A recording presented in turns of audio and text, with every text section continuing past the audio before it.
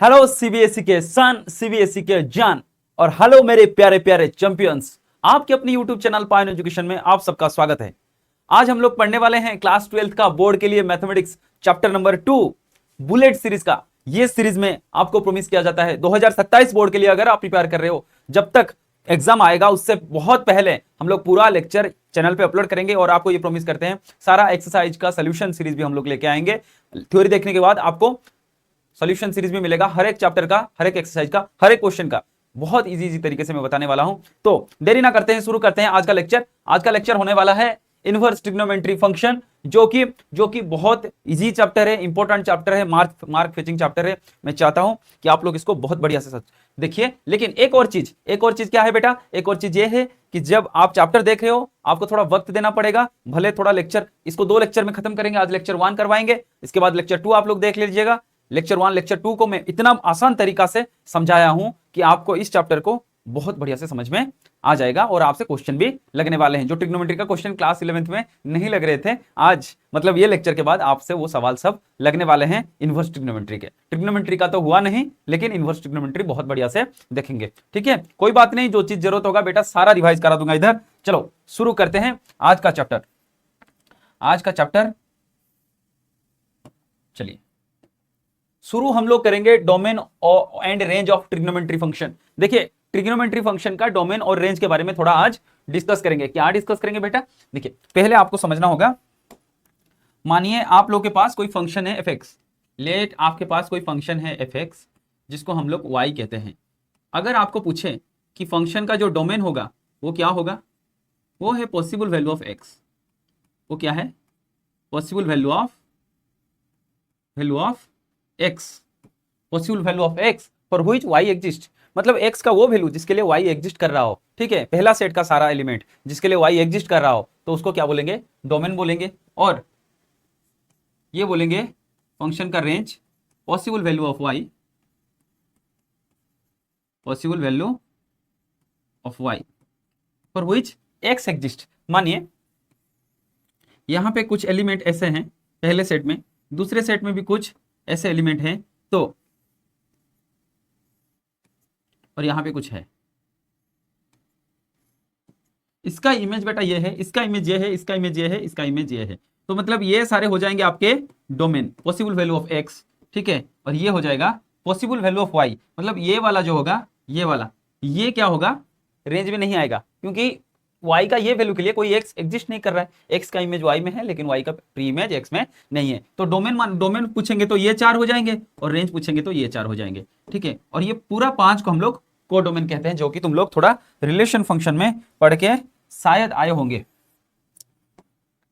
ठीक है, थोड़ा रिलेशन फंक्शन में पढ़ के आए होंगे। चलो कहां सब गायब हो जा रहा है?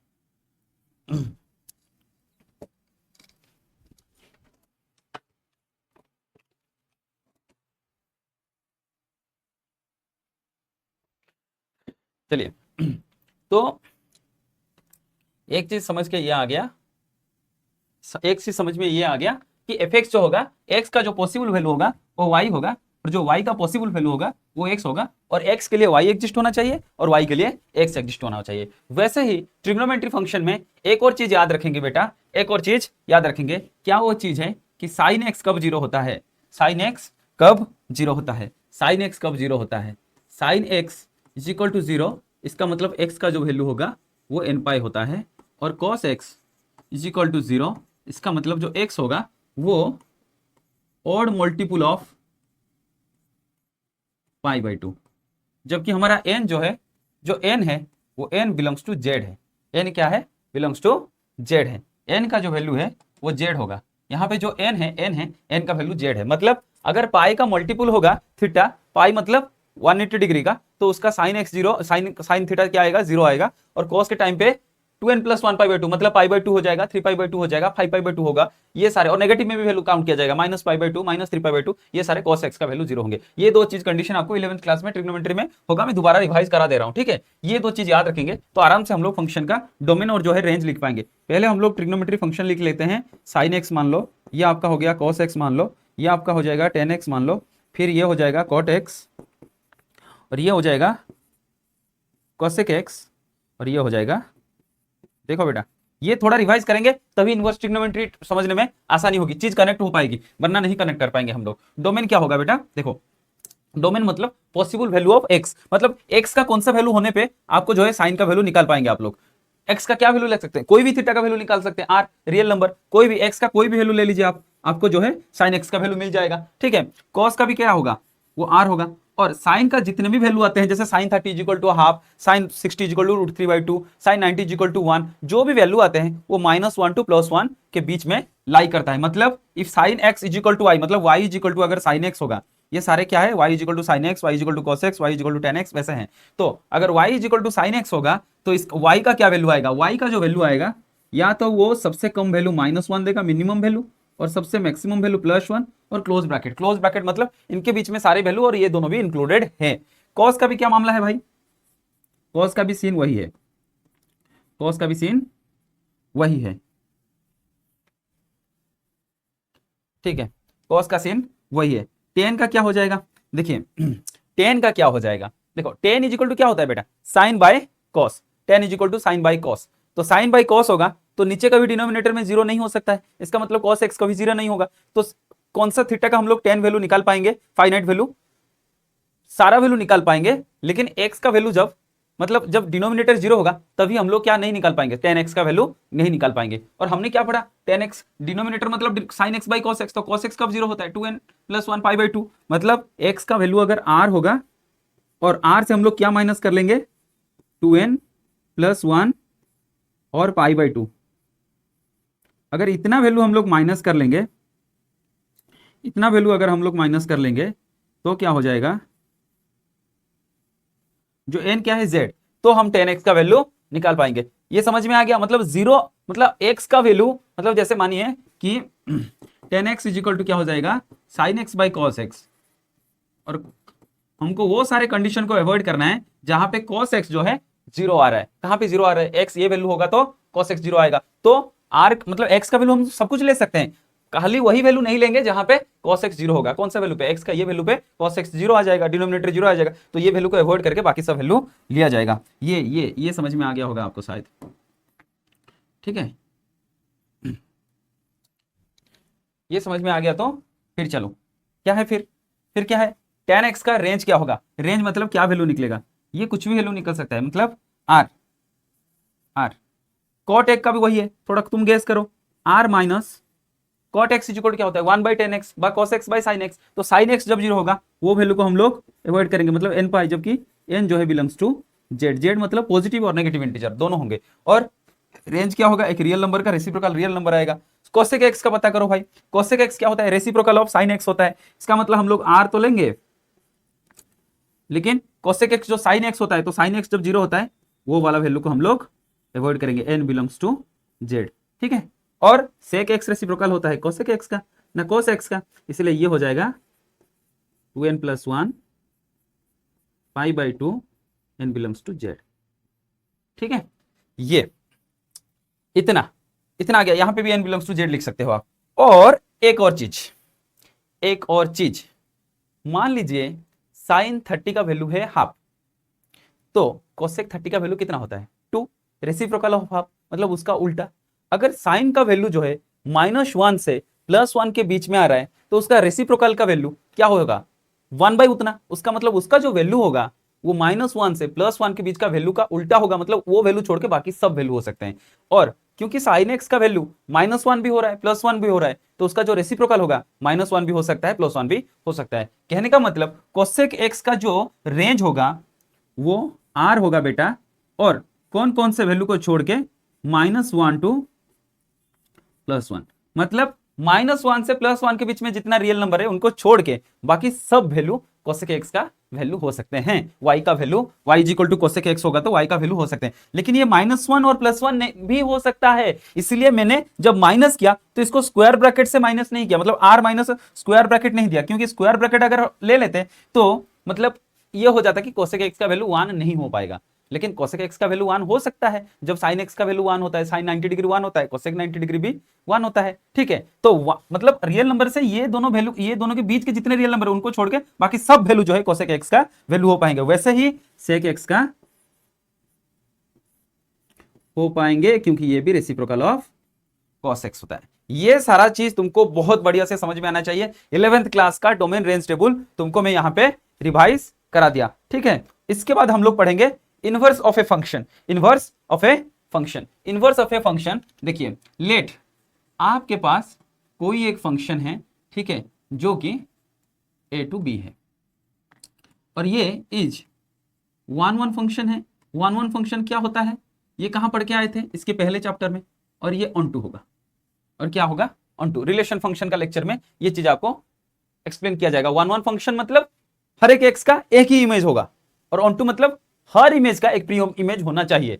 कोई अगर सेकंड सेट में कोई अगर एक अगर छूट जाएगा ना, तो फिर कोई अगर ऐसे मतलब इमेज छूट जाएगा जिसका प्री इमेज नहीं मिल रहा है, मतलब उसका कोई प्री इमेज एक्स में नहीं है, तो फिर वो ऑन टू फंक्शन नहीं होगा। मतलब सारे एक्स के लिए वाई होंगे, मतलब सारे एक्स के लिए वाई होंगे, और हर एक्स का एक वाई के साथ रिलेशन होगा, तो उसको 1 फंक्शन कहा जाएगा। और हर वाई के लिए एक एक्स होगा, ठीक है, तब उसको ऑन टू फंक्शन कहा जाएगा। इसको पूरा बढ़िया से समझाएंगे क्या, कहां पे, function, relation and function chapter में। ठीक है, लेकिन जब कोई फंक्शन 1 एंड ऑन टू होता है, तब हम लोग उसको क्या फंक्शन कहते हैं बेटा, उसको कहते हैं बाइजेक्टिव फंक्शन। क्या कहते हैं, बाइजेक्टिव फंक्शन। और ये हमेशा याद रखिएगा, दुनिया में कोई भी फंक्शन का अगर आप लोग इनवर्स निकाल पा रहे हैं, क्या निकाल पा रहे हैं, इनवर्स, तब उसको 1 भी होना पड़ेगा और ऑन टू भी होना पड़ेगा। मतलब दुनिया में ऐसा कोई भी फंक्शन नहीं होगा जो बाइजेक्टिव नहीं होगा और उसका इनवर्स एग्जिस्ट कर रहा हो। इसका इनवर्स अगर एग्जिस्ट कर रहा है तो वो बाइजेक्टिव फंक्शन है, और अगर बाइजेक्टिव फंक्शन है तभी हम लोग उसका इनवर्स जो है निकाल पाएंगे। ठीक है, तो इसीलिए एफ अगर ए टू बी होगा तो, और मतलब फंक्शन होगा, ठीक है, जिसमें क्या बोल रहे हैं हम लोग, सच दैट एफ ऑफ एक्स जो हो रहा है वो वाई हो रहा है। ठीक है, एफ ऑफ एक्स जो हो रहा है वो वाई हो रहा है। इसका मतलब तभी हम लोग बोलेंगे F is invertible. F is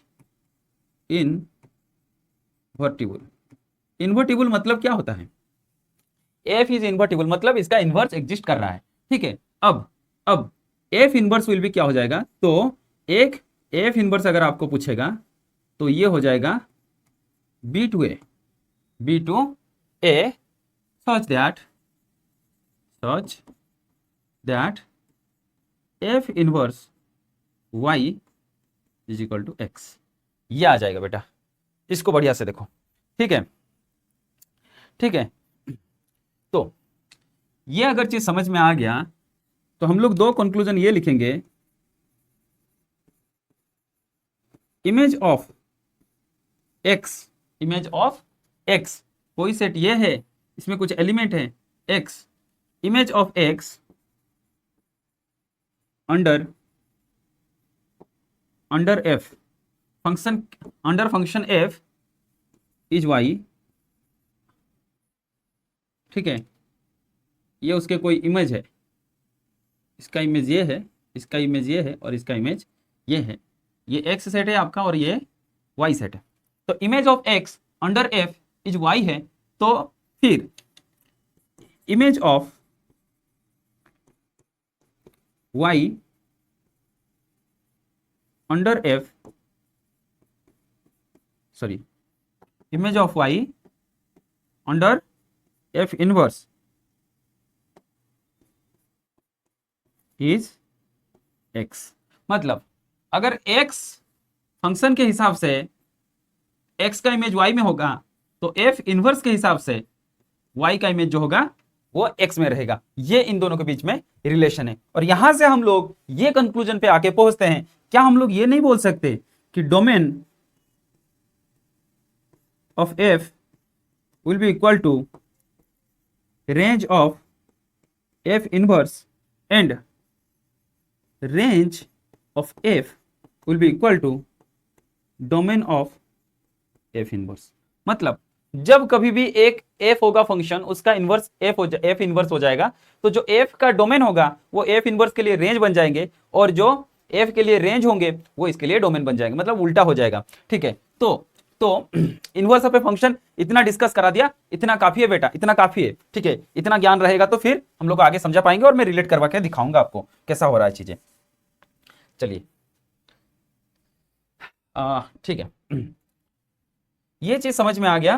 तो अभी हम लोग थोड़ा एक चीज समझते हैं, principal value branch. Principal value branch क्या होता है? प्रिंसिपल वैल्यू ब्रांच क्या होता है? देखिए, ये मैंने दो एक्सिस कर लिया, मेरे पास प्रिंसिपल वैल्यू एक्सिस है, मैंने एक फंक्शन ड्रॉ किया, मैंने लेट लिया कि y इज इक्वल टू जो ले रहे हैं हम लोग एफ ऑफ एक्स कह रहे हैं, उसको हम लोग कह रहे हैं साइन एक्स। उसको क्या कह रहे हैं? Sine x. और हम लोग अभी कोशिश करेंगे, देखिए चीज को बढ़िया से ड्रॉ करेंगे। क्या होता है बेटा, एनसीईआरटी में बहुत सारा ट्रिग्नोमेट्री ग्राफ दिया होता है, लेकिन उसको बढ़िया से समझ नहीं पाते हो आप लोग, ठीक है। तो मैं उसको कोशिश कर रहा हूं कि आसान तरीके से समझाऊं, ताकि आपको समझ में आए कि चीज क्या है एक्चुअली। हम देखते हैं लेकिन कुछ नहीं समझते हैं, क्योंकि एग्जाम में कभी पूछता नहीं है ग्राफ, इसलिए हम लोग समझते नहीं, आज रहने देते नहीं पढ़ते हैं, खाली क्वेश्चन करते हैं। उससे क्या मिलेगा फायदा? रिलेट नहीं कर पाएंगे ना बेटा आगे जाके। तो इसीलिए देखिए, ये आपका हो जाएगा एक्स एक्सिस, ठीक है, ये आपके पास है एक्स एक्सिस, ये आपका है वाई एक्सिस, ठीक है, ये है वाई एक्सिस। मैंने एक यहाँ पे पॉइंट चूज किया, जिस पॉइंट का नाम दिया 1, ये 1 होगा और ये -1, ठीक है।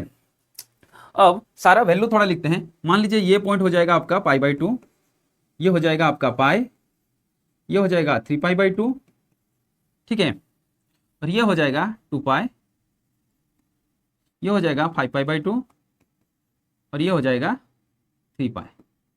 वैसे ही नेगेटिव में ये हो जाएगा -π/2, ये हो जाएगा -π, ये हो जाएगा -3π/2, ठीक है, और ये क्या हो जाएगा -2π, -5π/2। चलिए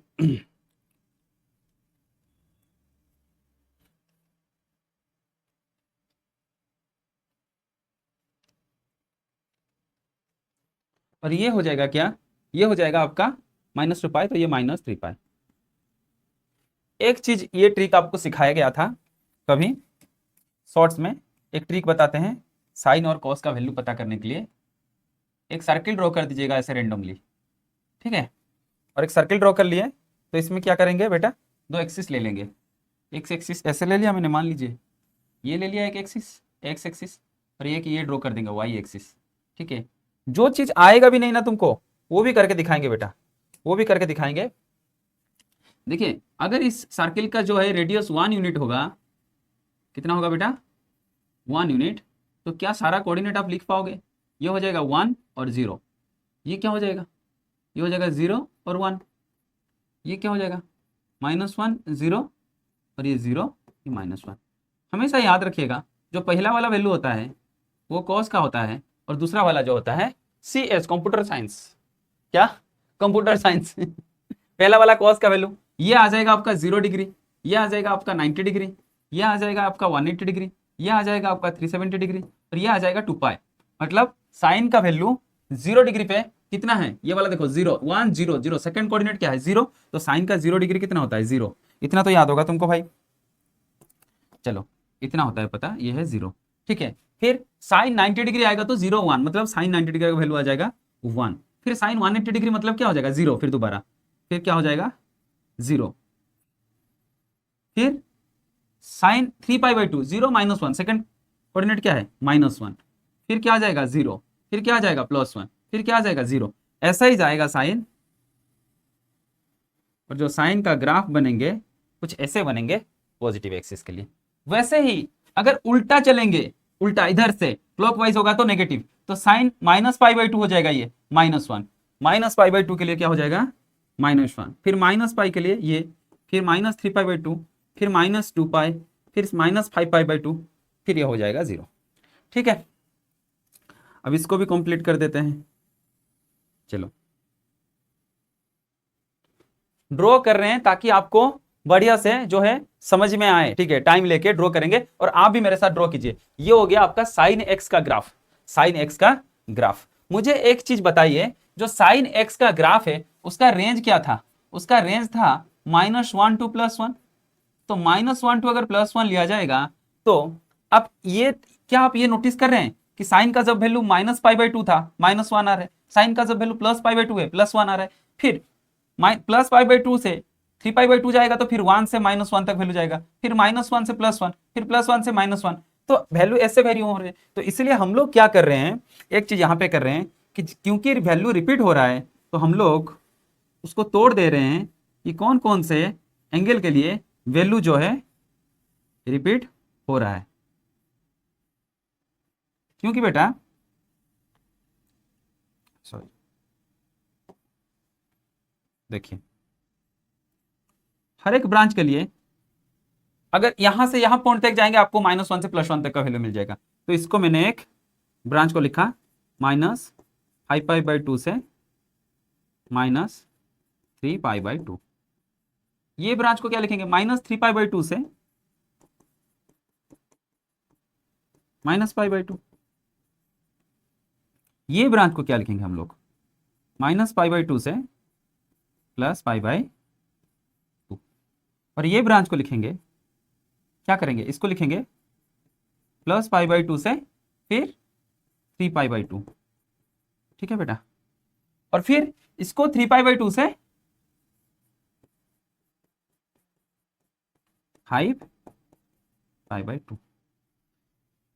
देखिए, हमने हर एक ब्रांच के अंदर देखा कि हर एक ब्रांच के लिए, हर एक वैल्यू ऑफ x के लिए हमको -1 से +y तक का वैल्यू मिल रहा है।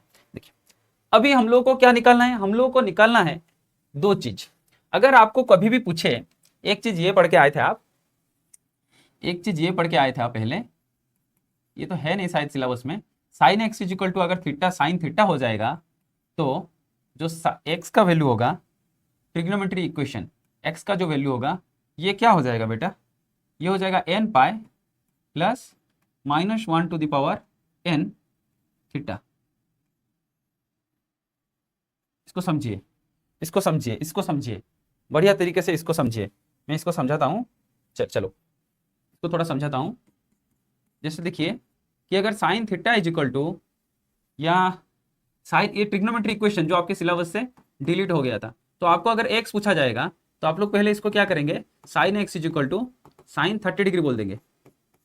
और फिर x का जो वैल्यू होगा, बहुत सारे वैल्यू होगा, वो क्या हो जाएगा n pi plus -1 to the power n फिर π/6। जैसे अगर मतलब x का क्या वैल्यू हो सकता है, π/6 होता है, हो सकता है बेटा, 5π/6 हो सकता है, दोनों का वैल्यू। और आगे भी n का वैल्यू पे जो है आप z डालते चले जाएंगे तो आपको बहुत सारे पॉजिटिव और नेगेटिव वैल्यू मिलेंगे। मतलब ये समझ में आ गया। इसीलिए ना हम लोग क्या बोले थे कि x का क्या वैल्यू हो सकता है, x का कुछ भी वैल्यू हो सकता है। साइन x का डोमेन क्या था, डोमेन था उसका क्या, रियल नंबर, मतलब x का वैल्यू कुछ भी हो सकता है। लेकिन अगर x का बहुत सारे वैल्यू होंगे, मतलब x में बहुत सारे वैल्यू होंगे, बहुत सारे वैल्यू होंगे, और यहाँ पे बहुत सारे वैल्यू होंगे जिनमें से -1 एक होगा, 1 एक होगा, बाकी √3/2 भी होंगे, 2 हाफ भी होंगे, ऐसे होंगे। तो बहुत सारे थीटा आएंगे जिसका वैल्यू जो होगा क्या होगा, हाफ होगा। ये मान लीजिए आपका π/6 हो गया, ये आपका 5π/6 हो गया। तो जब ऐसा कंडीशन निकल के आएगा कि बहुत सारे x का एक ही वैल्यू होंगे y में, मतलब ये हो गया आपका डोमेन और ये हो जाएगा आपका रेंज, तब ये फंक्शन तो होगा, लेकिन ये 1 फंक्शन नहीं होगा, क्योंकि x का बहुत सारे वैल्यू का एक ही सोल्यूशन है। मतलब for different value of x you will get same value of y। और जब ऐसे होता है तब हम क्या बोलेंगे, एक इंसान के मतलब एक नंबर के साथ 1 रिलेशन तो है नहीं, मतलब 1 फंक्शन तो है नहीं, मतलब 1 फंक्शन मतलब इसका एक ही इमेज होगा, इसका एक ही इमेज होगा। तो जब हम लोग साइन एक्स का डोमेन को रियल नंबर तक फैला देंगे तब हमको बहुत सारे एक्स मिलेंगे जिसका एक ही वैल्यू मिलेगा रेंज में हमको। ठीक है, तो उस चीज को अवॉइड करना है। क्यों अवॉइड करना है, अगर हम लोग उसको अवॉइड नहीं करेंगे तो साइन एक्स जो होगा वो 1 फंक्शन नहीं कहा जाएगा। अगर वो 1 फंक्शन नहीं होगा तो बाइजेक्टिव फंक्शन भी नहीं होगा, बाइजेक्टिव फंक्शन नहीं होगा तो उसका इनवर्स भी नहीं निकाल पाएंगे, तो फिर साइन इनवर्स एक्स हम लोग नहीं निकाल पाएंगे। क्योंकि हम लोग इनवर्स ट्रिग्नोमेट्री पढ़ रहे हैं, हमको साइन इनवर्स एक्स निकालना है, इसलिए हम लोग को जो है साइन एक्स को क्या बनाना है, बाइजेक्टिव बनाना है। इसलिए हम लोग को सारे जो ब्रैकेट निकल के आ रहे थे बेटा, सारे जो ब्रैकेट निकल के आ रहे थे -1 से +1 का वैल्यू देने वाले जो ब्रांच है, यहां से यहां तक, फिर यहां से यहां तक, यहां से यहां तक, यहां से यहां तक, ये ब्रांच में से किसी एक ब्रांच को लेना होगा। मतलब हम लोग को उसका डोमेन को रेस्ट्रिक्ट करना होगा। ये सारे उसके डोमेन बन सकते हैं, ये सारे उसके डोमेन है, लेकिन हमको एक डोमेन लेना है, एक डोमेन लेना है जो कि रेस्ट्रिक्ट बनेगा। फिर हम लोग उसको बोलेंगे ये है उसका रेस्ट्रिक्टेड डोमेन। सबसे बड़ा क्वेश्चन, रेस्ट्रिक्टेड डोमेन क्यों बनाया गया? रेस्ट्रिक्टेड डोमेन इसलिए बनाया गया ताकि हमारा साइन जो फंक्शन है वो क्या बन जाए, बाइजेक्टिव फंक्शन बन जाए, 1 1 बन जाए, बाइजेक्टिव बन जाए, इन्वर्टिबल बन जाए, साइन इनवर्स एक्स डिफाइन हो पाए। तो साइन इनवर्स एक्स को डिफाइन करने के लिए हम लोगों ने सारे डोमेन में से एक डोमेन चूज किया जो कि नेगेटिव से पॉजिटिव डायरेक्शन की तरफ जा रहा है, -π/2 से +π/2। तो जब हम लोग साइन इनवर्स के बात करेंगे, साइन इनवर्स के बात करेंगे, तभी हमने साइन एक्स का जो डोमेन आर ना मान के हमने माना -π/2 से +π/2, मतलब पूरा आर ना लेके हमने -π/2 से +π/2 का वैल्यू लेंगे। क्यों? क्योंकि हमको साइन एक्स को अभी, अगर डोमेन को आर लिया जाएगा तो साइन एक्स जो होगा बाइजेक्टिव नहीं रहेगा, मतलब क्या 1 1 फंक्शन नहीं रहेगा। अगर रेंज ये लिया जाएगा, मतलब उसका डोमेन का वैल्यू रेंज लिया जाएगा, मतलब साइन एक्स का डोमेन -π/2 से +π/2 लिया जाएगा, तो वो 1 1 फंक्शन होगा। 1 1 फंक्शन होगा तो 1 2 होगा, फिर क्या होगा, बाइजेक्टिव होगा, फिर साइन इनवर्स एक्स को हम लोग डिफाइन कर पाएंगे। तो इसीलिए एक चीज ये आपको समझ में आ गई होगी। और दूसरा बात क्या है बेटा, दूसरा बात यह है कि दूसरा बात यह है कि जो रेस्ट्रिक्टेड डोमेन है वो एक ब्रांच को क्या कर रहा है, अपने अंदर ले रहा है। उस ब्रांच को हम लोग क्या बोलेंगे, प्रिंसिपल वैल्यू ब्रांच।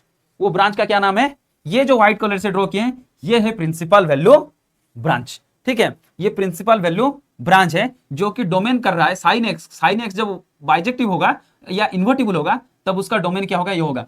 कभी भी आपको सवाल आए तो sign x is invertible, what will be its domain. Sine x अगर इन्वर्टिबल है इसका मतलब उसका डोमेन ये लिया गया है प्रिंसिपल वैल्यू ब्रांच, ऐसे लिया गया है। ठीक है, और अभी अभी एक चीज क्या है, देखिए अभी क्या है, अभी ये चीज समझ में आ गया तो फिर हम लोग थोड़ा मीनिंग ऑफ ट्रिग्नोमेट्री फंक्शन समझते हैं। मीनिंग ऑफ ट्रिग्नोमेट्री फंक्शन क्या होता है? अगर मीनिंग ऑफ ट्रिग्नोमेट्री फंक्शन हम लोग समझेंगे, बहुत ईजी है बेटा, बहुत ईजी है, बहुत ईजी है, बहुत ईजी है। क्या है, अगर लेट, मैं कह रहा हूं let sine theta is equal to x, sine theta is equal to x, तो यहीं से हम लोग लिख सकते हैं sine inverse x, sine inverse x is equal to theta. देखिए धीरे धीरे चीज को समझेंगे, बढ़िया से समझेंगे। देखो अब साइन का क्या मतलब, साइन का वैल्यू का जो रेंज होता है कितना होता है साइन थीटा का, -1 to +1। इसका मतलब our x will lie between,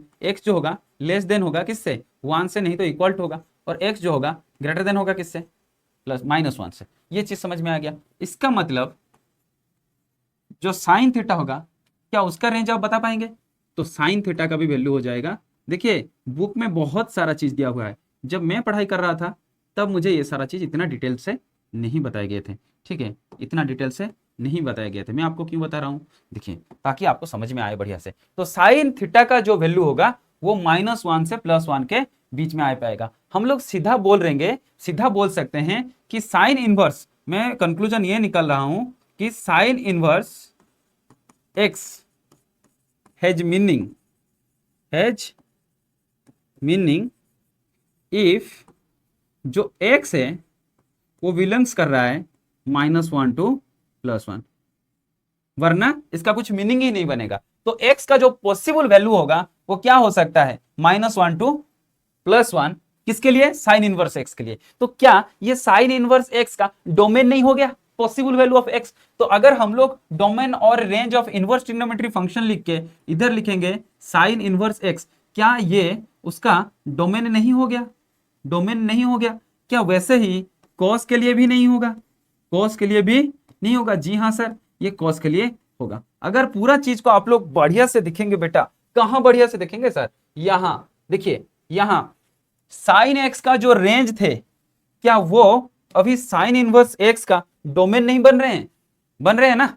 इसीलिए सारा जो बाकी ट्रिग्नोमेट्री क्वांटिटी है, जैसे टेन इनवर्स एक्स, फिर कॉट इनवर्स एक्स, फिर कोसेक इनवर्स एक्स, फिर सेक इनवर्स एक्स, मैं क्यों लिखवा रहा हूं, ताकि टाइम लगे। साल भर करना क्या है भाई, और अगर तुम लास्ट में आके देख रहे हो तो साल भर कर क्या रहे थे तो इसलिए स्टार्टिंग से ही टाइम दो, शुरुआत से पढ़ेंगे तभी बढ़िया खत्म होगा। जो पिक्चर देखने जाते हो क्या उसका पूरा लास्ट सीन देखोगे तो कुछ समझ में आएगा क्या, एंड पॉइंट पे जाके कुछ नहीं आएगा। मैं चाहता तो सीधा पीडीएफ डाल देता यहाँ पे, लेकिन हम लिखवा रहे हैं ताकि आपको समझ में आए, और आप भी हमारे साथ लिखते चलिए, प्रैक्टिस हो जाएगा बेटा। और ये प्रैक्टिस आपको फायदा होगा एग्जाम हॉल में, आपको आंसर सारे आ रहे होंगे बेटा, लेकिन आपको टाइम नहीं होगा खत्म करने के लिए। तो अभी से लिखेंगे थोड़ा तो हैंड प्रैक्टिस रहेगा, स्पीड हैंड राइटिंग होगा, आपका हैंड राइटिंग सुंदर दिखेंगे, ठीक है। और टाइम पे आप बोर्ड पे भी कॉपी खत्म कर पाओगे। 10th में ऐसे हुआ था क्या, आंसर भी आ रहे थे और आपने खत्म नहीं कर पाया। इंग्लिश का पेपर है, एसएसटी का पेपर आपको सारे आते थे, लेकिन आपके लिख के खत्म नहीं हुआ क्योंकि आपने साल भर प्रैक्टिस नहीं किया, लिखा ही नहीं, पूरा लास्ट मोमेंट पे जाके प्रैक्टिस। इसीलिए कहता हूं practice does not makes man perfect, regular practice makes man perfect. Regular करना पड़ेगा, ठीक है। और कुछ पाने के लिए कुछ खोना नहीं पड़ेगा बेटा, कुछ करना पड़ेगा। वो करना क्या है, प्रैक्टिस करना पड़ेगा तुमको, ठीक है। tan इनवर्स x का क्या हो जाएगा, रेंज। आंख बंद करके सीधा जो tan x का रेंज है वो रेंज डाल दो, ठीक है। रेंज क्या है, आर आर, ठीक है। तो फिर tan इनवर्स x का जो है क्या हो जाएगा, ये हो जाएगा r, और ये भी हो जाएगा r, और ये क्या हो जाएगा, -1 to +1 को छोड़ के, और ये भी हो जाएगा -1 to +1 को छोड़ के। अभी हमने देखा कि साइन x को जब हम लोग इन्वर्टिबल बनाए, अभी बना रहे थे, तो उसका डोमेन क्या लिए थे हम लोग, -π/2 से +π/2। जब साइन थीटा का डोमेन -π/2 से +π/2 क्लोज इंटरवल ले रहे थे, तब साइन इनवर्स x का वो रेंज नहीं हो जाएगा क्या। तो साइन इनवर्स x का रेंज हो जाएगा -π/2 से +π/2, और यही उसका प्रिंसिपल वैल्यू ब्रांच है। जो रेंज है वही है प्रिंसिपल वैल्यू ब्रांच। कॉस के लिए क्या हो जाएगा बेटा, कॉस के लिए हो जाएगा 0 to π।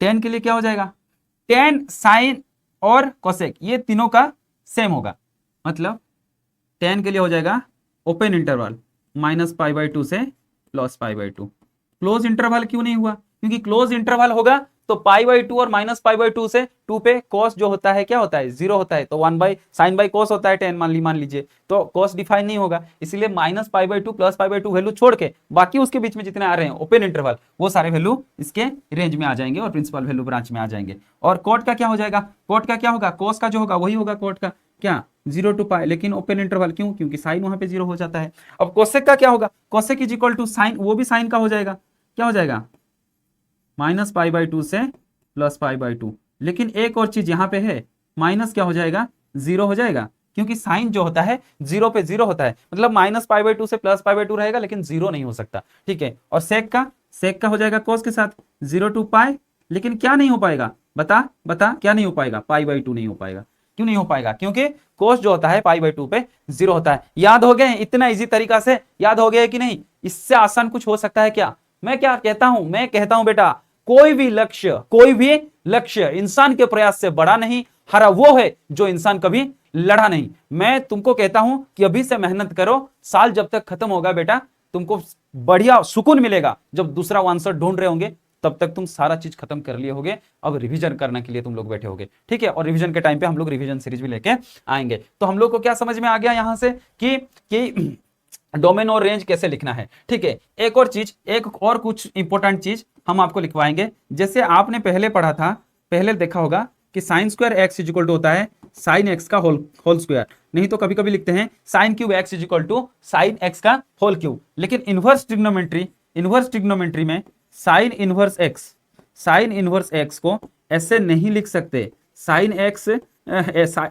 ऐसे लिखेगा तो बेटा पूरा गलत हो जाएगा, ये नहीं होगा। लेकिन अगर क्वेश्चन में ये होगा तो इसको हम लोग 1/sin x लिख सकते हैं। देखो this is not equal to this, sine inverse x is not equal to 1/sin x, ये तो कभी नहीं होगा, ठीक है।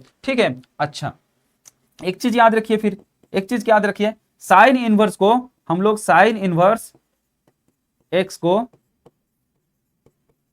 आर्क साइन x भी लिखते हैं, ये भी लिखा जाता है कभी कभी, ठीक है। इसका मतलब आपको समझ में आना चाहिए, इतना चीज आप याद रख के चलिए, ठीक है। बाकी क्या है, मैं पूरा एनसीईआरटी के हिसाब से जा रहा हूं कि एनसीईआरटी का सारा कॉन्टेक्स्ट जो है आपको पूरा चीज समझ में आए, ठीक है।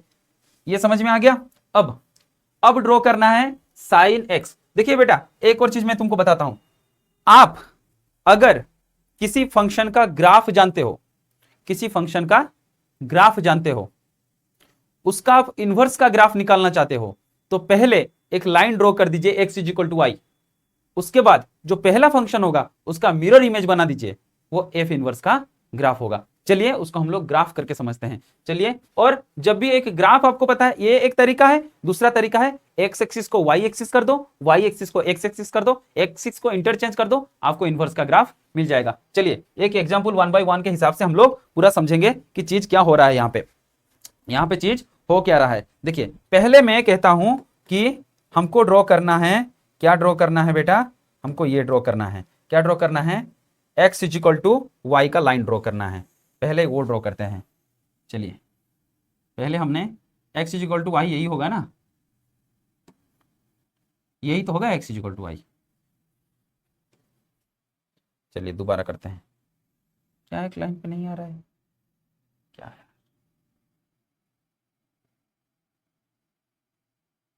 ठीक है, मोटा मोटी इसको समझिए, ये x इजिकल टू आई है, ठीक है। अब क्या ड्रॉ करेंगे, साइन एक्स का ग्राफ ड्रॉ करेंगे। क्या साइन एक्स का ग्राफ आपने ड्रॉ करके आया था? जी सर हमने आया था। चलिए मैं एक्स एक्सिस के लिए ड्रॉ कर रहा हूं।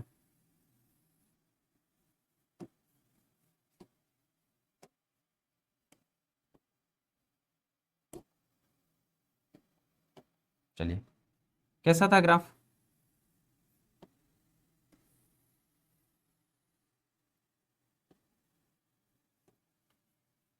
कैसा ही था ना, अरे यार,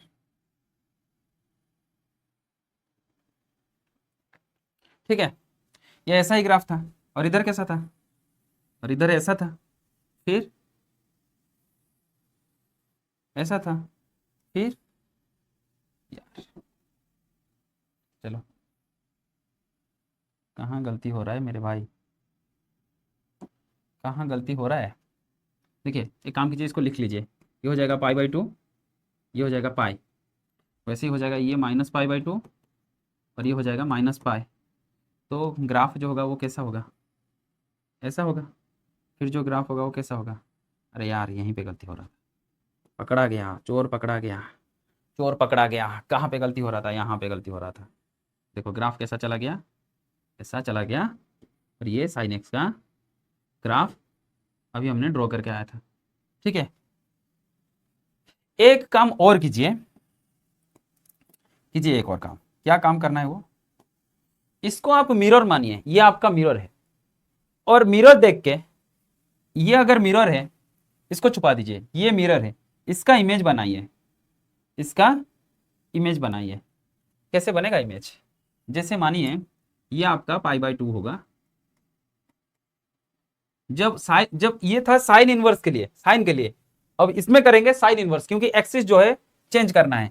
तो ये हो जाएगा पाई बाई 2, ये हो जाएगा 3 पाई बाई 2, ये हो जाएगा 2 पाई, ठीक है। और हमको इसी का ही ग्राफ करना है। देखिए साइन इनवर्स पाई बाई 2 का, साइन इनवर्स 1 का वैल्यू कितना होता है, कितना होता है बेटा,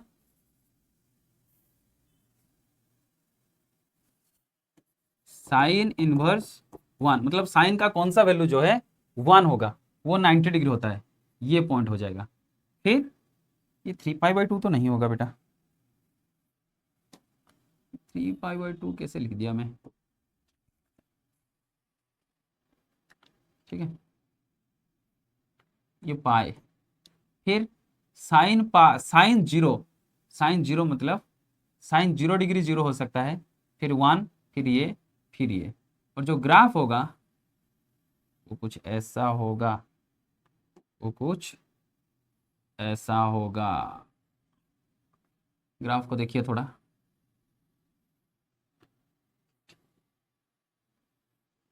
अगर ये मिरर रहेगा, क्या ये इस चीज का इतना तक देखिए, बस ये सब छुपा दीजिए। ये अगर ऑब्जेक्ट रहेगा तो क्या ये उसका इमेज नहीं होगा, क्या इधर भी वैसा ही नहीं बना पाएंगे बेटा, ये लाइन यहां तक आएगा, फिर यहां से कहाँ जाएगा, बनाइए मिरर इमेज, यहां से आएगा, फिर यहां जाके ये ये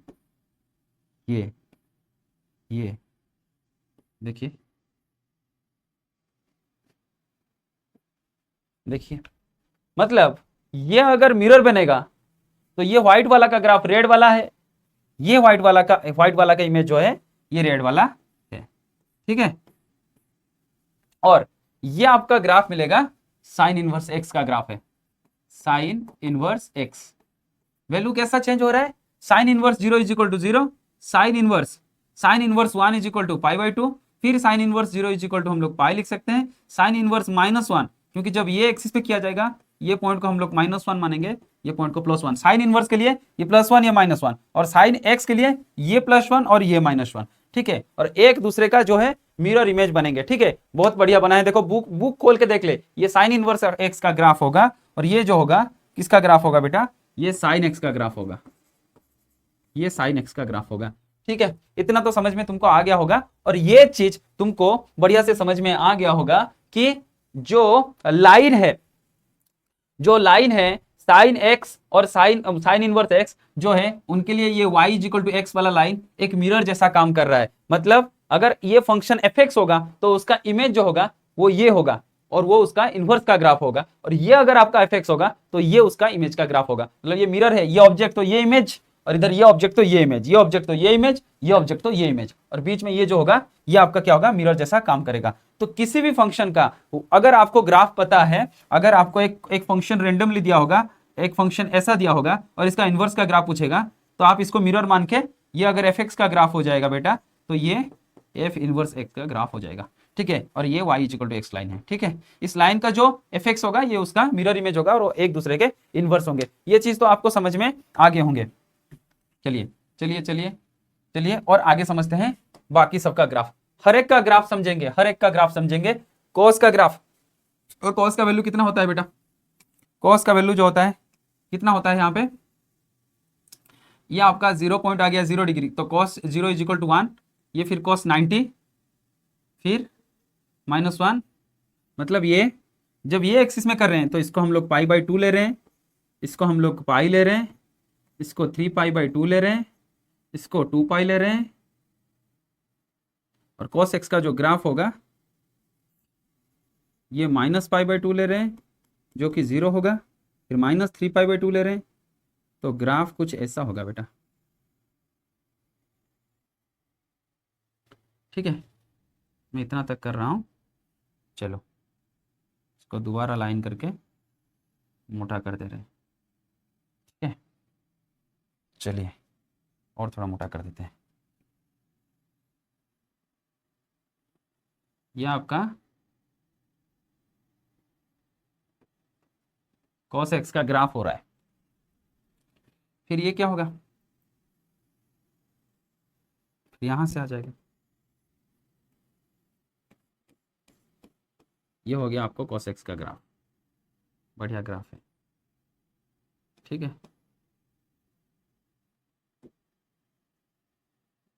चलो ये किसका ग्राफ हो गया, कॉस एक्स का ग्राफ। अभी करना क्या है, अभी करना क्या है, अभी हम लोग को लेना है एक y is equal to x line, y is equal to x line लेना है, तो नहीं, y is equal to x line, ये देखिए ये y is equal to x line हो गया, ठीक है। अभी हमको मिरर इमेज करना है इसका, क्या करना है, मिरर इमेज, क्या करना है इसका, मिरर इमेज करना है। मिरर इमेज करने से पहले हम ग्राफ ड्रॉ करेंगे, जैसे कॉस इनवर्स 0 डिग्री, मतलब कॉस का कौन सा वैल्यू 0 होगा, कॉस का 90 डिग्री 0 होगा, तो कॉस का जो होगा, जैसे y एक्सिस में करेंगे तो ये हो जाएगा 0, ये हो जाएगा π/2, ये हो जाएगा आपका π/2, ये हो जाएगा π/2, ये हो जाएगा पाई, ये हो जाएगा 3π/2, ये हो जाएगा -π/2, फिर ये हो जाएगा -π, ये हो जाएगा -3π/2, ठीक है। अब कॉस का π/2 कितना होता है, 0 होता है। कॉस पाई का वैल्यू कितना होता है, कॉस पाई का वैल्यू -1 होता है, कॉस पाई का वैल्यू -1 होता है, मतलब cos inverse -1 will be equal to pi, और कॉस 0 का वैल्यू 1 होता है। तो ग्राफ कुछ ऐसा पैटर्न फॉलो करेगा,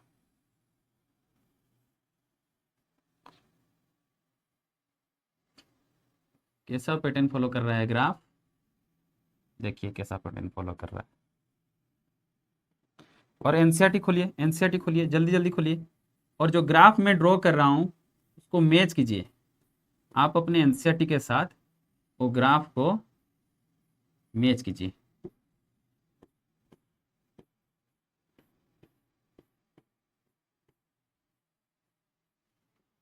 देखिए अभी अगर ये रहेगा क्या, मिरर, ये ऑब्जेक्ट होगा तो ये उसका इमेज होगा। ठीक है, इमेज होगा मतलब आप यहां तक अगर समझेंगे तो बढ़िया से आएगा चीज। देखिए आया ना, ये ऑब्जेक्ट होगा तो ये फिर उसका इमेज होगा, और ये ऑब्जेक्ट होगा तो ये उसका इमेज होगा। जैसे अब कहां तक समझेंगे इसको, यहां तक समझिए।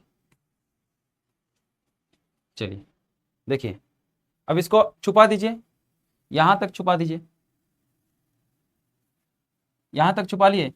ये मिरर हो गया, ये ऑब्जेक्ट बनेगा तो ये उसका इमेज, नहीं तो ये व्हाइट वाला ऑब्जेक्ट बनेगा तो ये उसका इमेज। ठीक है, एक दूसरे का इमेज बनेंगे। वैसे ही ये तो चलिए समझते हैं। कॉस इनवर्स एक्स का खत्म हो गया, तो टेन एक्स और टेन इनवर्स एक्स का ग्राफ कैसा होगा। हमारे पास फंक्शन है टेन एक्स।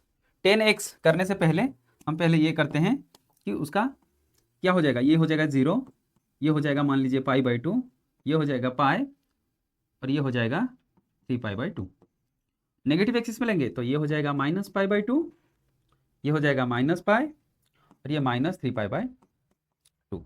बेटा एक चीज मुझे बढ़िया से बताओ कि टेन का जीरो वैल्यू कितना होता है। टेन का जीरो वैल्यू होता है 0, और टेन का 90 डिग्री वैल्यू कितना होता है, इन्फिनिटी।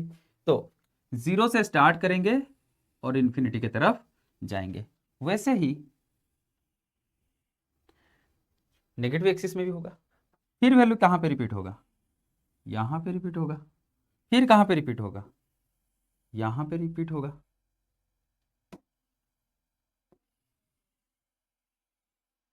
और ये जो वैल्यू है इन्फिनिटी तक जा रहा है, क्योंकि टेन का 90 डिग्री इन्फिनिटी होगा, पॉजिटिव इन्फिनिटी, और टेन का -90 डिग्री वो माइनस इन्फिनिटी होगा। तो ये किसका ग्राफ होने वाला है, ये आपका पहला जितने भी ग्राफ में दिखा रहा हूं ना, ये आपका नॉर्मल है, मतलब नॉर्मल ट्रिग्नोमेट्री फंक्शन, ये tan x का ग्राफ है। और यहां पे हम लोग ड्रॉ करेंगे tan इनवर्स x का। ठीक है, ड्रॉ करने से पहले क्या करेंगे, ये वाला जो आएगा पॉइंट, ये आएगा पाई/2, ये क्या आ जाएगा पाई, ये आ जाएगा 3π/2, और ये क्या आ जाएगा -π/2, और ये -3π/2, सॉरी ये आ जाएगा आपका -π। अच्छा, ये तो समझ में आ गया। अब एक्सिस इंटरचेंज किया है, मतलब टेन एक्स का जो ग्राफ होगा उसका एक्सिस अगर इंटरचेंज कर देंगे तो टेन इनवर्स एक्स का ग्राफ होगा। तो मुझे बताइए टेन इनवर्स एक्स, अगर एक्स का वैल्यू 0 हुआ तो टेन, मतलब अगर एक्स का वैल्यू 0 हुआ तो वाई का वैल्यू कितना होगा। मतलब ग्राफ ऐसे ड्रॉ करेंगे, y is equal to tan inverse x, तो एक्स का वैल्यू अगर 0 होगा तो वाई का वैल्यू कितना होगा। मतलब टेन का कौन सा वैल्यू 0 है, टेन का 0 डिग्री जो होगा वो 0 होगा। अच्छा, टेन का कौन सा वैल्यू इन्फिनिटी है, टेन का पाई/2 जो होगा मतलब ये इधर कहीं पॉइंट होगा इन्फिनिटी पे, जो कि पाई/2 होगा। तो ग्राफ कैसा होगा बेटा, ग्राफ जो होगा वो ऐसा होगा। फिर वैल्यू कहाँ रिपीट करेंगे, ये ये फिर यहां से आके यहां पे रिपीट करेंगे। देखिए ये हो गया टेन एक्स का ग्राफ, ये टेन इनवर्स एक्स का ग्राफ। वैसे ही कॉट का भी हम लोग ड्रॉ कर सकते हैं, बहुत आसान है, बहुत आसान है। बेकार में इनवर्स ट्रिग्नोमेट्री को मुश्किल है करके नाम मतलब फैला रखे हो तुम लोग। ये हो गया 0 डिग्री, ये हो गया पाई/2, और ये क्या हो जाएगा पाई हो जाएगा। फिर ये क्या हो जाएगा 3π/2, ये हो जाएगा -π/2, ये -π, ये -3π/। थोड़ा सा कॉट का ग्राफ करने के लिए, कॉट जीरो वैल्यू कितना होता है, कॉट जीरो वैल्यू कितना होता है, कॉट जीरो वैल्यू होगा 1/tan0, मतलब इन्फिनिटी, पॉजिटिव इन्फिनिटी। और कॉट 90 डिग्री कितना हो जाएगा, कॉट 90 डिग्री कितना हो जाएगा, कॉट 90 डिग्री हो जाएगा, कितना होगा tan 90 डिग्री का रेसिप्रोकल। तो tan 90 डिग्री कितना होता है, tan 90 डिग्री होता है इन्फिनिटी, तो 1/∞ इज इक्वल टू क्या हो जाएगा 0। तो कॉट 0 के लिए होगा इन्फिनिटी, और फिर वहां से आएगा आपका ग्राफ 1 की तरफ। ग्राफ कुछ ऐसा बनेंगे। फिर कहाँ रिपीट करेंगे, यहाँ पे रिपीट करेंगे, फिर कहाँ रिपीट करेंगे, यहाँ पे रिपीट करेंगे, फिर कहाँ रिपीट करेंगे। ठीक है, ये आपका हो जाएगा कॉट एक्स का ग्राफ। और हमको अभी ड्रॉ करना है कॉट इनवर्स एक्स का ग्राफ। पहले हम लोग एक्सिस लिख लेते हैं, ये हो जाएगा पाई बाई 2, ये हो जाएगा पाई, ये हो जाएगा 3 पाई बाई 2, नीचे आ जाएगा माइनस पाई बाई 2 और ये हो जाएगा माइनस पाई। चलिए अब जब पाई बाई 2 होता है तो उसका वैल्यू क्या होता है, नेगेटिव इन्फिनिटी। अब जब 0 होता है, पाई बाई 2 होता है, तब होता है 0, और कॉट का पाई के जगह पे होता है नेगेटिव इन्फिनिटी, और कॉट का 0 पे होता है पॉजिटिव इन्फिनिटी। मतलब 0 पे होगा पॉजिटिव इन्फिनिटी, ये हुए 0 डिग्री, इस पे होगा कहीं पॉजिटिव इन्फिनिटी, और पाई पे होगा नेगेटिव इन्फिनिटी। तो नेगेटिव इन्फिनिटी से पॉजिटिव इन्फिनिटी ग्राफ ड्रॉ कर लेंगे। एक हो गया ये, दूसरा कहाँ से जाएगा भाई, दूसरा ऐसे जाएगा, ये कहाँ से जाएगा, ये ऐसा जाएगा। ठीक है, और ऐसा ही होगा। ठीक है, तो ये हो गया आपका कॉट एक्स का ग्राफ। ये देखना है कि कॉट पाई में क्या होता है, माइनस इन्फिनिटी, और कॉट 0 पे प्लस इन्फिनिटी, ये 0 डिग्री है। तो कॉट इनवर्स मतलब इसी का ही तो ये, और ये दोनों ग्राफ को अगर आप मर्ज करेंगे और एक y = x ग्राफ ड्रॉ करेंगे लाइन, तो आप एक दूसरे को मिरर इमेज जैसा दिखाई देगा। मतलब ये अगर उसका इमेज हो जाएगा, ये उसका मिरर इमेज हो जाएगा। किसमें, खाली प्रिंसिपल वैल्यू ब्रांच में, क्योंकि कॉट का जो प्रिंसिपल वैल्यू ब्रांच है वो 0 to पाई लिया गया है, इधर भी 0 to पाई लिया गया है, क्योंकि ये वैल्यू के बाद भी वही वैल्यू बार बार रिपीट होंगे, तो इसलिए हमने डोमेन को जो है रेस्ट्रिक्ट करके रखा है। ठीक है, सेक एक्स ये मान लीजिए आपका पाई बाई 2, फिर ये आ जाएगा आपका पाई, फिर ये 3 पाई बाई 2, ये आ जाएगा माइनस पाई बाई 2, ये हो जाएगा माइनस पाई, ये माइनस 3 पाई बाई 2। ठीक है, और ये आ जाएगा 0। देखिए सेक किसका इनवर्स है, किसका रेसिप्रोकल है, कॉस का। तो कॉस का ग्राफ कैसा होता था, ऐसा कुछ होता था ना, और उसका रेसिप्रोकल होगा तो इसका जो ग्राफ बनेगा वो इसका रेसिप्रोकल होगा। तो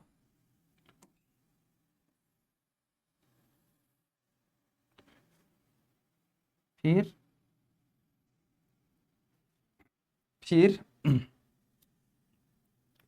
व्हाइट का रेसिप्रोकल बनाते चले जाइए भाई। तो जो रेड वाला है, ये व्हाइट वाला जो है कॉस का ग्राफ है, और उसका रेसिप्रोकल जो है वो सेक एक्स का ग्राफ है। और व्हाइट वाला को अभी मैं डिलीट कर देता हूं, डिलीट, फिर इसको डिलीट, और ये आपका सेक एक्स का ग्राफ हो गया। ठीक है, मतलब -1, और ये जो पॉइंट है, ये पॉइंट का नेम होगा 1, और ये जो पॉइंट है, ये पॉइंट का नेम होगा -1। मतलब -1 मतलब जो -1 और +1 के बीच में जो वैल्यू होंगे वो एक भी वैल्यू इसके अंदर आएंगे नहीं। मतलब इतना वैल्यू को छोड़ के बाकी ये होगा। गलत कर दिया क्या, गलत कर दिया क्या, हाँ थोड़ा सा गलत हो गया। क्या गलत हो गया, क्या चीज गलत हुआ है,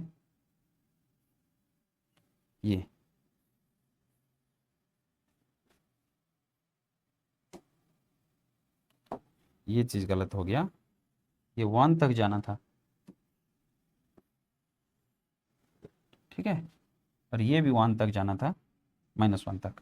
ठीक है, ये हो गया इतना वैल्यू को छोड़ के। वैसे ही इसका अगर हम लोग ड्रॉ करेंगे, एक्सिस ही अल्टरनेट करना है। पहले ये कर लो 2 लाइन जो कि +1 और -1 को इंडिकेट करेंगे। ठीक है, अब करना क्या है, यही करना है भाई, एक्सिस जो हम लोग तभी से कर रहे हैं, जो तभी से कर रहे हैं, जिनके लिए एक्सिस मतलब ये ग्राफ सब समझना जरूरी है, समझिए बढ़िया से। ठीक है, देखिए पूरा इसी चीज को हम लोग वैसे किए हैं, पूरा एक्सिस को अल्टरनेट किए, पैरामीटर भी लिख सकते हैं। ये हो जाएगा आपका 0, फिर ये हो जाएगा पाई बाई 2, ये हो जाएगा आपका पाई, ये हो जाएगा 3 पाई बाई 2, और नीचे भी आप लोग लिख सकते हैं -पाई/2 और -पाई, ऐसे चल रहा है। ठीक है, ये आपका किसका ग्राफ आ गया, सेक एक्स का।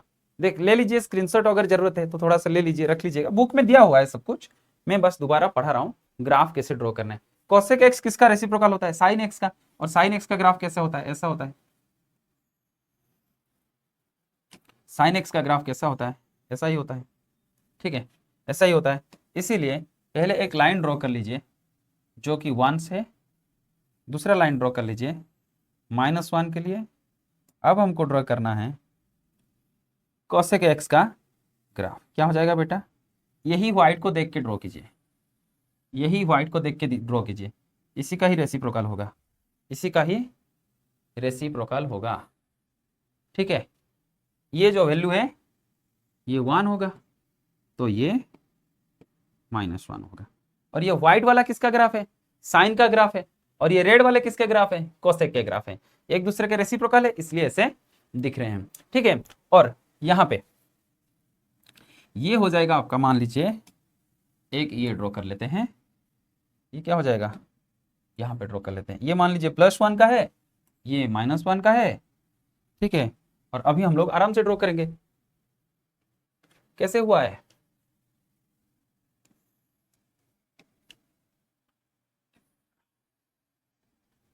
ठीक है,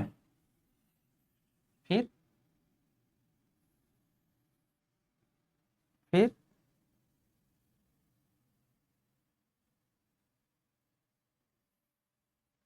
ऐसे कुछ जाएगा, और इसको ऐसे कुछ जाएगा, फिर ऐसे चला जाएगा। ठीक है, और फिर पैरामीटर क्या है, ये आपका 1 है, ये आपका -1 है, ये π/2 है, ये पाई है, ये 3π/2 है, और ये सारे उसके नेगेटिव वैल्यू है, -π/2 -π। ये किसका ग्राफ है, ये कोसेक इनवर्स एक्स का ग्राफ है, और ये किसका ग्राफ है, कोसेक एक्स का ग्राफ है। ठीक है, ये हो गया, ये समझ में आ गया क्या, ये समझ में आ गया क्या, ये व्हाइट वाला साइन एक्स का ग्राफ है। ठीक है, बहुत बढ़िया, बहुत बढ़िया, बहुत बढ़िया समझाया गया सर, सारा ग्राफ अभी समझ में आ गया सर, सारा ग्राफ अभी समझ में आ गया सर। अभी क्या समझेंगे, अभी क्वेश्चन कैसे लगाएंगे, अभी आके हम लोग पहुंचे कि क्वेश्चन कैसे लगाना है।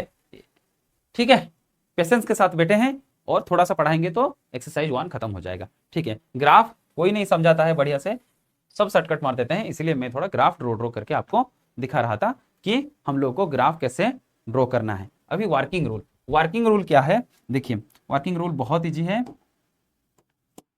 देखिए वर्किंग रूल क्या है, देखिए एक चीज आप याद रखिएगा, अगर आपके पास साइन इनवर्स एक्स फिर साइन एक्स होगा, ये एक्स तभी होगा जब वो एक्स का जो वैल्यू है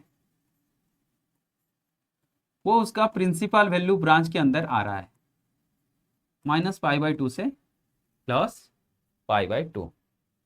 और अगर ऐसा है साइन इनवर्स एक्स, ये भी इक्वल टू एक्स तभी होगा, एक्स कब डिफाइन होता है, जब साइन इनवर्स एक्स कब डिफाइन होता है, जब एक्स का जो वैल्यू है वो -1 से +1 की तरफ आ रहा है। ठीक है, ठीक है, +1 की तरफ आ रहा है, मतलब ये दोनों कैंसिल होंगे, तो ये कब डिफाइन होता है, एक्स का वैल्यू जब ऐसा होगा तो एक्स उसका डोमेन होना चाहिए, और जब ऐसा होगा तो एक्स उसका रेंज में आना चाहिए। ये चीज समझ में आ जाए, अंदर अगर साइन एक्स होगा मतलब साइन इनवर्स बाहर है, तो एक्स का जो वैल्यू होगा वो किसका रेंज होना चाहिए, ये एक्स जो है इसका रेंज होगा, तभी जाके साइन इनवर्स साइन कैंसिल होगा। और कंडीशन ऐसा होगा तो एक्स कब डिफाइन होता है, हमने पहले पढ़ के आया कि क्या पढ़ के आया कि एक्स का जो वैल्यू होगा -1 to +1 के बीच में होगा, तभी जो है मीनिंग निकल के आएगा, तभी जो है एक्स का जो वैल्यू होगा -1 to प्लस के बीच में आएगा, तभी जो है साइन इनवर्स एक्स है जो मीनिंग, अगर एक्स का जो वैल्यू होगा -1 से +1 के बीच में आएगा, तो वहां पे क्या हो जाएगा, फिर ये दो चीज याद रख लीजिएगा थोड़ा, कि साइन इनवर्स साइन कैंसिल तब होगा जब एक्स जो है साइन इनवर्स का प्रिंसिपल वैल्यू ब्रांच या रेंज में आ रहा है, और साइन इनवर्स को कैंसिल कर सकता है जब एक्स का वैल्यू -1 to +1, मतलब उल्टा, ये होगा तो उसका रेंज होना चाहिए, ये होगा तो उसका डोमेन होना चाहिए, और सारे ट्रिग्नोमेट्री क्वांटिटी के लिए वैसा फॉलो है। तो क्या आप मुझे बाकी सबका बता सकते हैं, बाकी सबका प्रिंसिपल वैल्यू, देखिए साइन इनवर्स, और फिर टेन इनवर्स, फिर कोसेक इनवर्स, ये सबका क्या हो जाता है -π/2 to +π/2, साइन के लिए क्लोज इंटरवल और ये दो के लिए ओपन इंटरवल, इन दोनों के लिए -π/2 से +π/2 ओपन इंटरवल। अब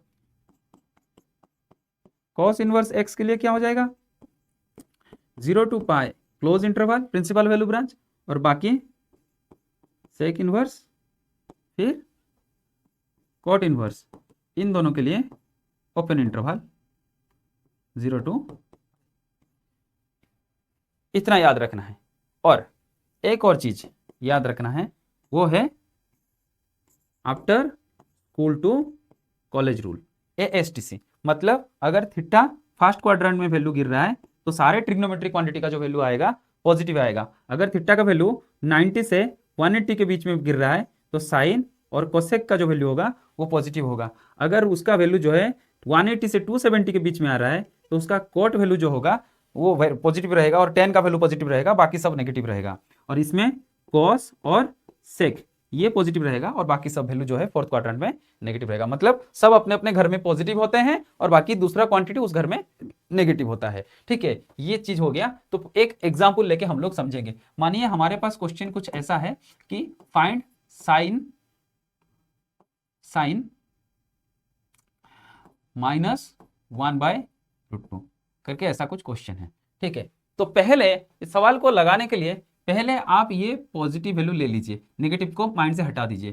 पहले पॉजिटिव वैल्यू लीजिए और मुझे बताइए 0 से 90 के बीच में साइन का, सॉरी ये क्या है, साइन इनवर्स, साइन का कौन सा वैल्यू जो है 1/√2 आ रहा है। हमने पढ़ा था सर 45 डिग्री जो होता है वो क्या आ रहा है, 45 डिग्री जो होता है वो होता है कितना, 1/√2। पहले आपको ये पता चल गया कि मतलब थीटा पता चल गया, एक पता चल गया थीटा। ठीक है, कि साइन का किसका वैल्यू 1/√2 होता है। अब हमको देखना है कि थीटा हमारा कौन सा क्वाड्रेंट में है, थीटा हमारा कौन सा क्वाड्रेंट में है। तो अगर वो ड्रॉ करेंगे, देखिए ये आया नेगेटिव, तो साइन कौन कौन से क्वाड्रेंट में नेगेटिव आता है, एक ये क्वाड्रेंट में नेगेटिव आता है, एक ये क्वाड्रेंट में, क्योंकि साइन फर्स्ट क्वाड्रेंट में पॉजिटिव, सेकंड क्वाड्रेंट में नेगेटिव, अच्छा सेकंड क्वाड्रेंट में पॉजिटिव, थर्ड और फोर्थ में नेगेटिव आ रहे हैं। तो नेगेटिव आया मतलब थीटा इसमें होगा, नहीं तो इसमें होगा। अब दूसरा पॉइंट कि साइन इनवर्स का जो रेंज है वो क्या है, देखिए ये हो जाएगा π/2 और ये हो जाएगा -π/2, क्योंकि इधर को थीटा जो लिया जाता है पॉजिटिव लिया जाता है, क्लॉकवाइज लेंगे तो नेगेटिव लिया जाता है। तो साइन का जो रेंज है वो इतना है।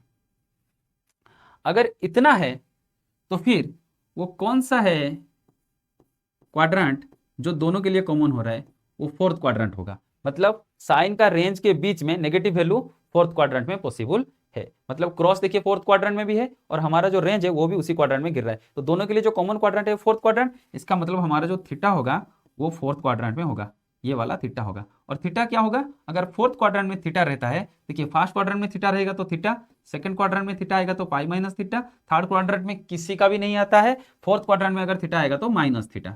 ठीक है, इसीलिए हम लोग इसका जो आंसर है इसको सीधा लिखेंगे क्या, कि साइन इनवर्स लिखेंगे पहले, फिर लिखेंगे साइन, क्या लिखेंगे, -π/4। और जो -π/4 है वो देखिए कहां से कहां के बीच में आ गया, -π/4, -π/2 से +π/2 के बीच में आ गया, -90 से +90 के बीच में -45 डिग्री आ गया। तो साइन इनवर्स साइन कैंसिल हो सकता है और इसका आंसर जो होगा वो -π/4 हो जाएगा। ठीक है, ये चीज समझ में आ गया है। तो एनसीईआरटी का थोड़ा एग्जाम्पल लगवाते हैं। देखिए ये आपका एग्जाम्पल है, ये तो आप इजीली कर लेंगे भाई। पहले क्या करना है, पहले क्या करना है आपको, पहले इसका एक्यूट एंगल निकालना है। थीटा का वैल्यू कितना हो जाएगा, π/4, 1/√2 होता है। फिर पॉजिटिव है या नेगेटिव है, रफ में क्वाड्रेंट ड्रॉ कीजिए। पहले देखिए साइन यहाँ पे ये पॉजिटिव दिया हुआ है, पॉजिटिव कहाँ होता है, एक तो ये क्वाड्रेंट होता है, एक तो ये क्वाड्रेंट होता है। फिर साइन का रेंज कहाँ से कहाँ तक है, -π/2 से +π/2। तो फिर कॉमन कौन सा क्वाड्रेंट आया, ये वाला क्वाड्रेंट कॉमन आया। तो थीटा जो होगा पहला क्वाड्रेंट में होगा, और पहला क्वाड्रेंट में होगा तो थीटा का वैल्यू जो है क्या हो जाएगा, sin π/4। तो दोनों कैंसिल हो जाएंगे और इसका वैल्यू हो जाएगा π/4।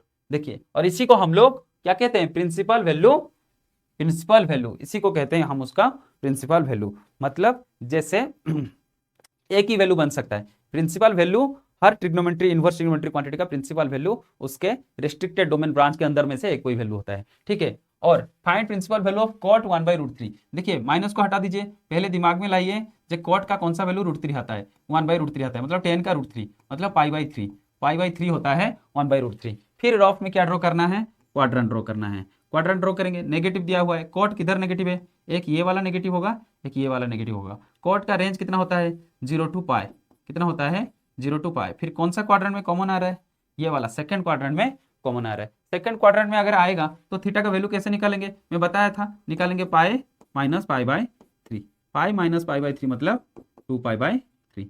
ठीक है, ये एक चीज इजी है बेटा, इसको याद रख लीजिए। थीटा अगर फर्स्ट क्वाड्रेंट में गिरेगा तो थीटा होगा, थीटा अगर फोर्थ क्वाड्रेंट में गिरेगा तो थीटा का वैल्यू माइनस थीटा होगा, और थीटा अगर कौन से क्वाड्रेंट में गिरेगा, सेकंड क्वाड्रेंट में गिरेगा तो ये पाई माइनस थीटा होगा। और उसी हिसाब से आप याद रख लीजिए, अगर सेकंड क्वाड्रेंट में आपका गिरता है थीटा तो क्या होगा कि थीटा अगर सेकंड क्वाड्रेंट में गिरता है बेटा, तो अगर फर्स्ट क्वाड्रेंट का वैल्यू पाई बाई 3 आ रहा है तो उसका कोरेस्पॉन्डिंग वैल्यू जो होगा वो 2 पाई बाई 3 होगा।